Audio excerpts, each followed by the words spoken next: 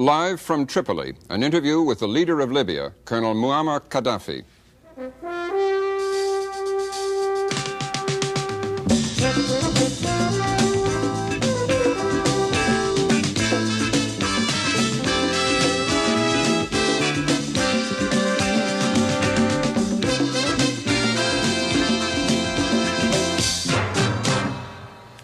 Good evening. Last week, the Reagan administration ordered all Libyan diplomats to leave the United States in 5 days, and last night they left. Officially, the United States government charged Libya with, quote, a general pattern of unacceptable conduct. Off the record, U.S. officials made a lengthy indictment of Libyan efforts to foment international terrorism by funding, training, and arming a wide variety of terrorist movements. The U.S. also condemned Libya's invasion and occupation of the neighboring country of Chad, and blamed the Libyan government for the murders of dissident Libyans living abroad. Privately, the United States government is also worried about the close relations between Libya and the Soviet Union, resulting in large-scale Soviet arms supplies to Libya. So far, Libyan reaction to the diplomats' expulsion has been muted. One weapon in her grasp is oil. Libya is the third largest supplier of U.S. oil imports, representing 4.5% of U.S. consumption, or 500,000 barrels a day. Tonight we talk directly to the man in charge of Libya, Colonel Muammar Gaddafi, speaking by satellite from his office outside Tripoli, the Libyan capital. Jim? Robin, Colonel Gaddafi holds no official title as Libya's chief of state. He's known only as the leader of the great 1st of September revolution. That is the revolution of 1969, when he and a group of other young army officers overthrew the then king of Libya and established a new Libyan Arab Republic. His rule of Libya, a nation of 3 million people that is 92% desert, has brought him very mixed, starkly contrasting reviews. To his supporters, he's a visionary, attempting to forge a united Arab front based on Islamic principles and his own so-called Green Book, a new international theory as an alternative to capitalism and communism. But to his detractors, he's a menace, a maniac, a supporter and exporter of terrorism, murder, and revolution. One point of information about our interviewing him tonight: in exchange for Colonel Gaddafi's agreeing to have it conducted in English without a translator, we agreed to submit our major questions in writing in advance. That was with the proviso, of course, that spontaneous follow-up questions be permitted. But here again, in order to eliminate the need for translation, we have agreed to try and keep them as simple and short as possible. Robin? Colonel Gaddafi, do you hear me? Do you hear me? Yes, I hear you. What kind of relationship do you want now with the United States? Anyhow, I want a normal relationship with the United States as any other relation with any other state in the world, particularly the relationship with any big power like Soviet Union or other big states in the world, just I want. Do you consider your relations normal now with the United States? No, of course it is not normal.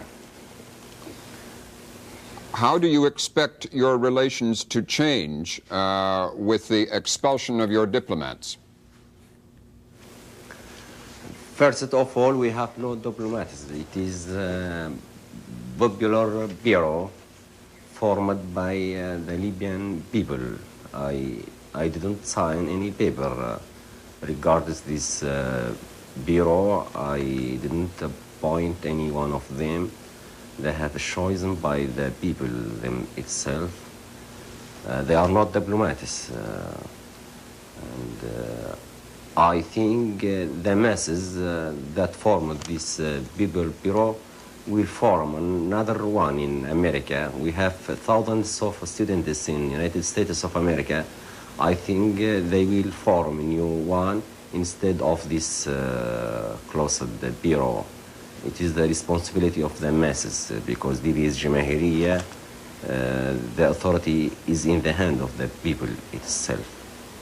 So you don't consider the men who have been expelled by the United States as diplomats?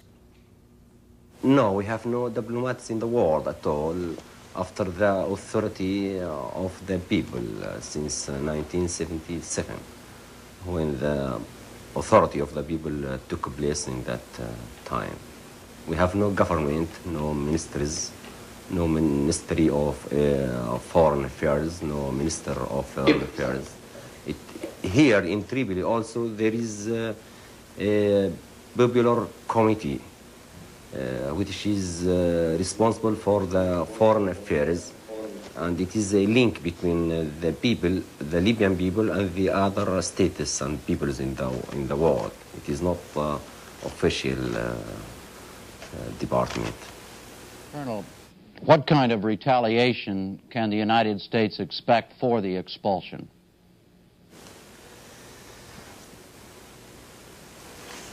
I don't expect it now anything because it is not a serious step. We lost nothing.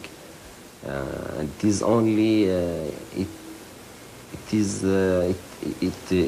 not a reasonable step from United States of America against a state like my country, and there is no justification to expel this popular bureau from your country, because it is to link good relationship between Libyan people and American people, and the government of America has no right to close this popular bureau. I think it is against the interests of United States of America itself, not against my country. I am not nervous, I am very quiet, very calm now, but I am sorry to see big power like America behaves childish behavior like this, and juvenile or childish behavior like this. It is not suitable for big power like America to do this. So you do not intend then to use oil as a weapon of retaliation? It is another matter. Oil is our, and it is a weapon in our hands. We have the full right to use it when it is necessary. But it's not necessary now, in your opinion? It is due to the Libyan people itself through the basic popular congresses. They may discuss this matter and decide what is suitable and what is right. Robin? Colonel Gaddafi, there are some 2,000 Americans living in Libya. Can you assure their safety and freedom, or should they now leave your country? No, they are our guests, and they are people who are helping us, and we are cooperating with them for mutual interests between Libya and America, and nothing will happen to them until the situation deteriorates. I hope it will not be so. Now, I think nothing will be towards these people who are here now. We are not like America. We are wise. We have responsibility towards others and towards the world. We are a nation of civilization, not like America. We behave very calm and rightful, and I think nothing will hurt them. You say, until the situation deteriorates. What did you mean by that? Deteriorates in what way? It is in the side of America. May United States of America deteriorates itself the situation by any new childish manner, childish behavior, like what is happening now, because this step of closing our popular bureau in America, it is without any justification. It is unreasonable action. And according to this, America might do some steps like this, which is not responsible action. Are you expecting some further action by the United States against you? I'll repeat that question. Are you expecting some further action by the United States against you? No one can expect what the United States of America can do, because the policy of America is not a reasonable policy. It is out of any international responsibility. And I think that America has no right to do anything against my country, because we do what is right, what is justice, what is our right to do. Colonel, you are anti-communist. How do you explain your close relationship then with the Soviet Union?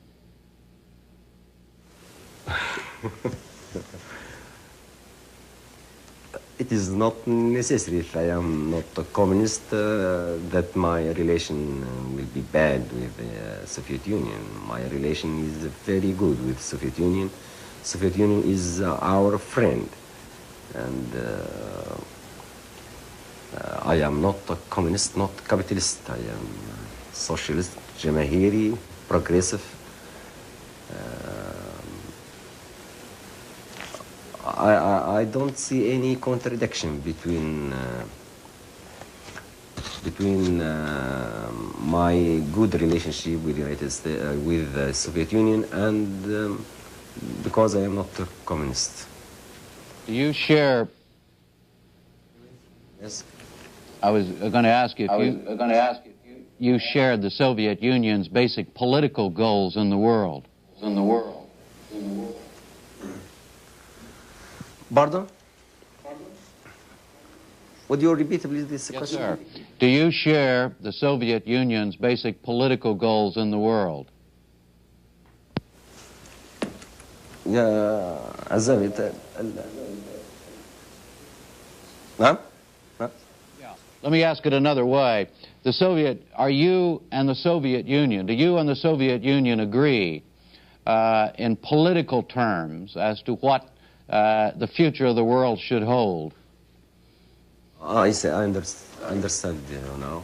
No, sometimes we agree about some international matters, and sometimes we disagree, because Soviet Union is Soviet Union and Libya is Libya. Every one of us has his own interests and has his own strategy in the world, and his different policy and social system and political system, which is different also.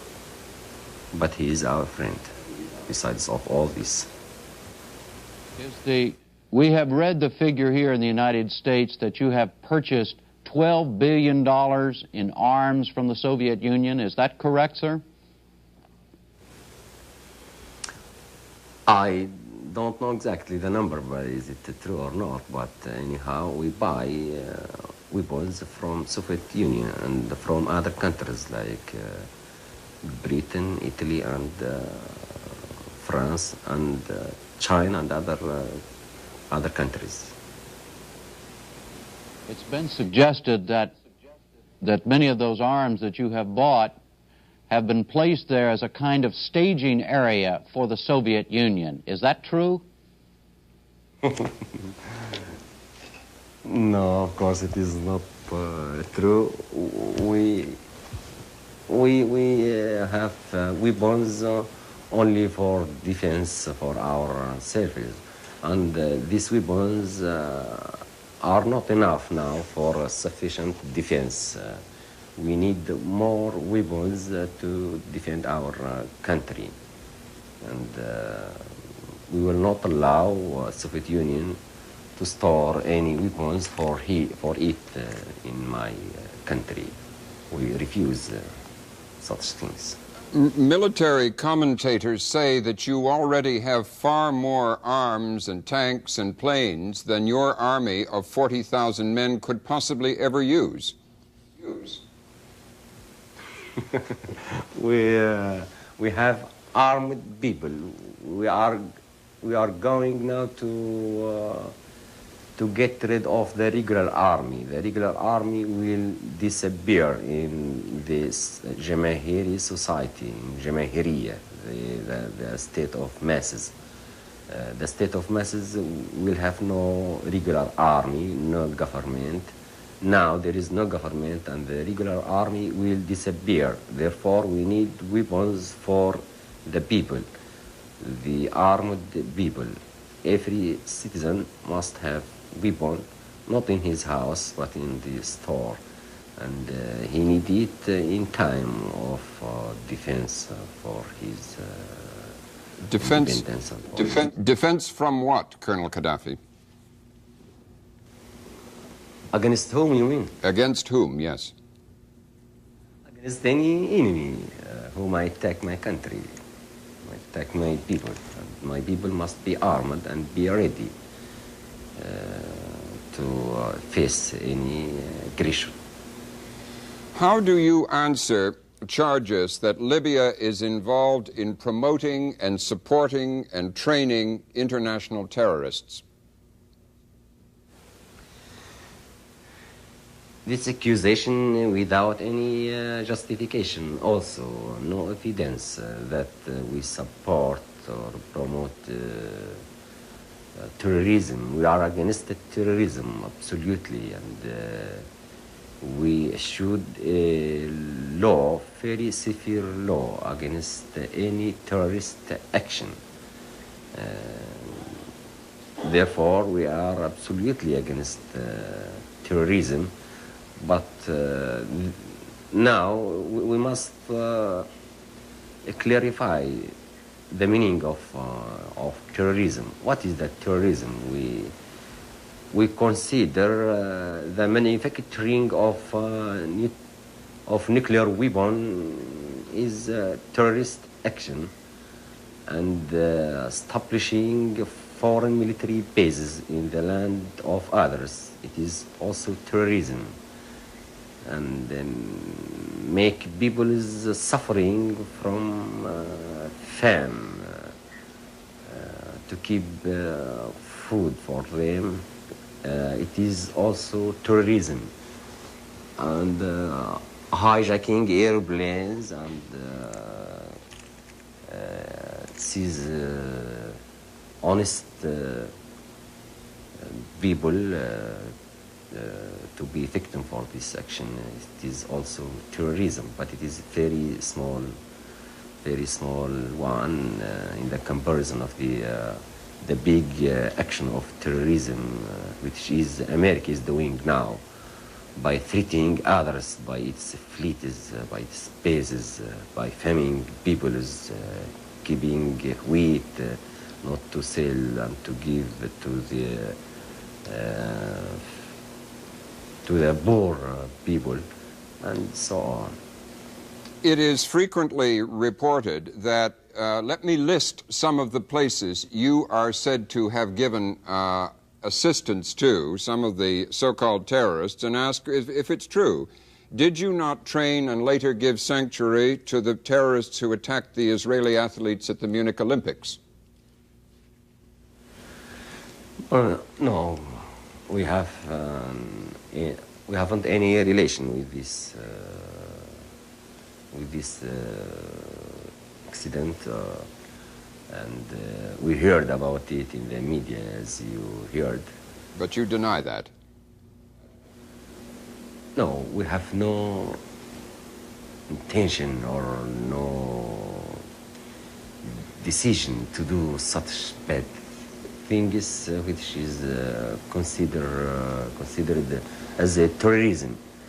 But we support the struggle of the peoples for the freedom, for the independence, like the people of Palestine. We support its struggle because it is justice cause. Do you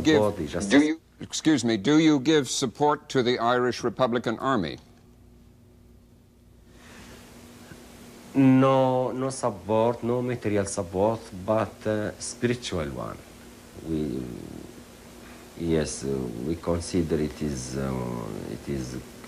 justice cause, because Ireland is Ireland and Britain is Britain. The existence of Britain in this place is colonization, and our evidence is the struggle which is going now severely in this area, and these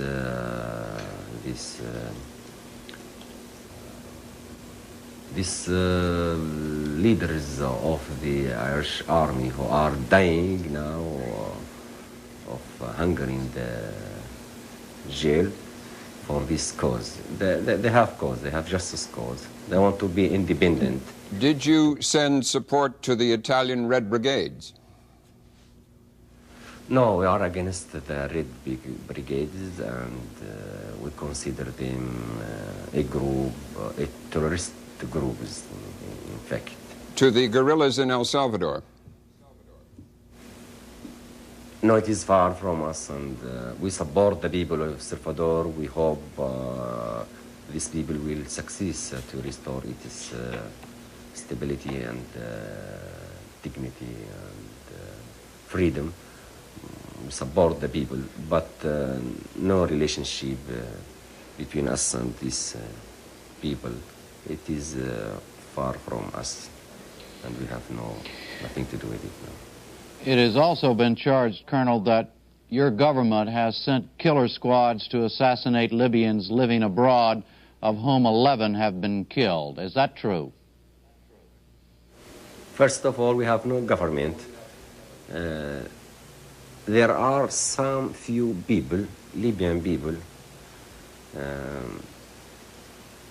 who are royal ones, and they got big quantities of money and got out. This money belonged to the Libyan people, and they did some crimes against their country, and they support now the foreign intelligence against the security of Libya, and therefore the refugees committees, they hold a court, a refugees court made decision and decided to punish some of them. They will be judged to death or sentenced to death or something like this. There are very few people. It is according to the judge of this, the judgment of this revisionary court. Do you support that effort? Is it clear? Excuse me, is it clear? Is the answer clear? Yes, I was just wondering if you personally supported that. I noticed that you said some time ago that you ordered Libyan exiles to return home or they would be executed. I assume that you support this effort to execute these people then. No, I didn't say like this. I told them they must come back to be safety, to be safety, yes. Otherwise, I can't protect them aboard. Therefore, the refugees committees may be after them and they may eliminate them. Therefore, I declared that if you come back to your country, you will be safety, I guarantee you, but outside, no one can protect you. That I did, I declared. The FBI here in the United States, Colonel, says that your government was behind the attempted assassination of a man here in our state of Colorado, a Libyan exile. Is that true? It was an attempted assassination. The man lived. I don't think it is true, and I didn't hear about this accident. But I can assure that no one will be killed outside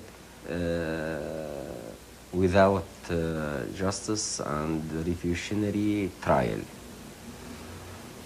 Colonel Gaddafi, many countries in Africa and in Europe are worried that your armed military intervention in the neighboring country of Chad means that you plan to annex Chad and maybe the Niger and other countries in your enlarged Libyan Pan-Islamic Republic. What are your aims in Africa? We have no plan towards this area. We want stability, independence, progression for all these continental and for all these countries, particularly in Africa. It is our continental. We have no other intention towards this area. Why did you say when your troops went into Chad that Chad was part of Libya's needed living space? No, it is not true. I said the security of Chad, it touches the security of Libya, of course. But we sent our troops to Chad in accordance with the mutual defense, yes, agreement of defense between us and the national government of Chad, and according to the request of this government to help it for stability and for peace. Yes, and my troops put an end for a civil war which continued about 20 years. And now this civil war ended. And now Chad is living in peace and security, and now is turning to build its self after stopping this war. I'm sorry to interrupt you, but Colonel Gaddafi, our time for this interview is up. Thank you very much for joining us and from Tripoli, Libya this evening. Good night. And thank you, Jim. Good night. Good night, Robin. That's all for tonight. We will be back tomorrow night. I'm Robert McNeil. Good night.